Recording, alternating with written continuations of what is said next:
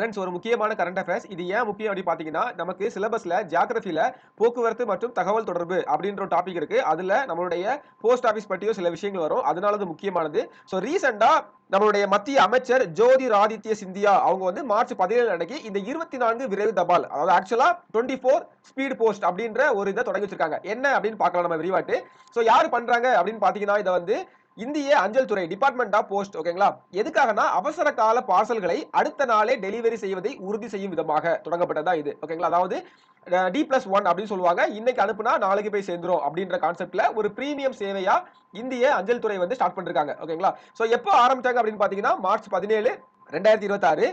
எந்த மினிஸ்ட்ரி பாத்தீங்கன்னா மத்திய தகவல் தொடர்பு அமைச்சகம். ஓகேங்களா? சோ முக்கியமானது. சோ என்ன முக்கிய நோக்கம் வந்து D+1 தான். ஓகேங்களா? Day+1 இன்னைக்கு அனுப்புனா நாளைக்கு போய் சேர்ந்துரும் அப்படின்றது. ஓகேங்களா? 6 மெட்ரோ நகரங்கள்ல முதற்கட்டமா ஒரு சோதனை முயற்சியா பண்றாங்க. சென்னை, மும்பை, புதுடெல்லி, கொல்கத்தா, பெங்களூரு, ஹைதராபாத் இந்த 6 முதற்கட்ட மெட்ரோ நகரங்கள்ல இதை ஃபர்ஸ்ட் செயல்படுத்தி பாக்குறாங்க. இதோட சிறப்பு அம்சங்கள் பாருங்க.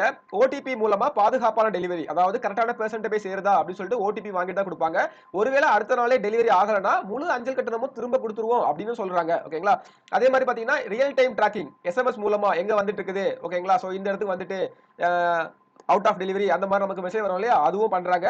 5 கிலோ வரை அதிகபட்சமா அந்த பார்சல் நம்ம வந்து இது பண்ணிக்கலாம். ஞாயிற்றுக்கிழமை உட்பட வாரத்துல 7 நாட்களும் இது வந்து செயல்படும் அப்படின்னு சொல்லிருக்காங்க. அதே மாதிரி பாருங்க, நம்ம வந்து லாஸ்டா நம்ம வந்து ஸ்டார்டிங்லயே பே பண்ணணும்ன்ற அவசியம் கிடையாது. அந்த பார்சல் வாங்கும்போது கூட நம்ம வந்து பே பண்ணிக்கலாம். ஓகேங்களா? அந்த மாதிரி ஆப்ஷன்ஸ் இருக்காங்க. அப்ப இந்திய அஞ்சல் துறையை பற்றி சில முக்கியமான ஃபேக்ட் டிஎன்பிஎஸ்சி ஓரியண்டா பார்ப்போம். ஓகேங்களா? சோ இந்திய அஞ்சல் துறை ரொம்ப பழமையானது. ஆனா ஒரு நவீன முறை எப்ப நமக்கு வந்து ஸ்டார்ட் பண்ணாங்க பாத்தீங்கன்னா 1854 டல்ஹௌசியோட காலகட்டத்துல இருந்தா இது வந்து முறைப்படுத்தப்பட்டுச்சு. ஓகேங்களா? இப்ப நம்ம ஃபாலோ பண்ற சிஸ்டம்லாம் அப்பதான் வந்துச்சு. இந்தியா வந்து பாத்தீங்கன்னா உலகத்திலேயே மிகப்பெரிய அஞ்சல் வலையமைப்பு கொண்ட ஒரு நாடா வந்து இருக்குது.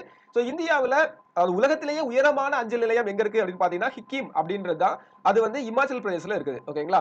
சோ இது போக நமக்கு வந்து வங்கி சேவை நமக்கு கொடுக்குறாங்க. அதாவது ஐபிபிபி, அதாவது இந்தியன் போஸ்ட் பேமெண்ட் பேங்க் வந்து இப்ப நமக்கு பண்ணிட்டு இருக்காங்க இல்லையா? அதே மாதிரி போஸ்டல் லைஃப் இன்சூரன்ஸ் அப்படின்றதும் ஒரு பழமையான காப்பீடு திட்டம், அதுவும் ஃபாலோ பண்ணிட்டு இருக்காங்க. அதுக்கப்புறம் இதுல ஒரு முக்கியமான இது கொடுத்திருக்கேன். இதை வந்து பாத்துக்கோங்க. இதுல இருந்து கொஸ்டின் ரேரா கேட்கலாம். ஓகேங்களா? சோ கண்டிப்பா கேட்பாங்க சொல்ல முடியாது. ஏன்னா நமக்கு ஜியோகிராஃபில கொஸ்டின் கம்மி. இதை பார்த்து வச்சுக்கோங்க. எக்ஸாம் பாயிண்ட் ஆஃப் வியூ முக்கியமானது. கேட்கறதுக்கான அதிகபட்ச வாய்ப்பு இருக்கு. ஓகேங்களா? ஜஸ்ட் பாஸ் பண்ணிட்டு பார்த்துட்டு கம்ப்ளீட் பண்ணுங்க.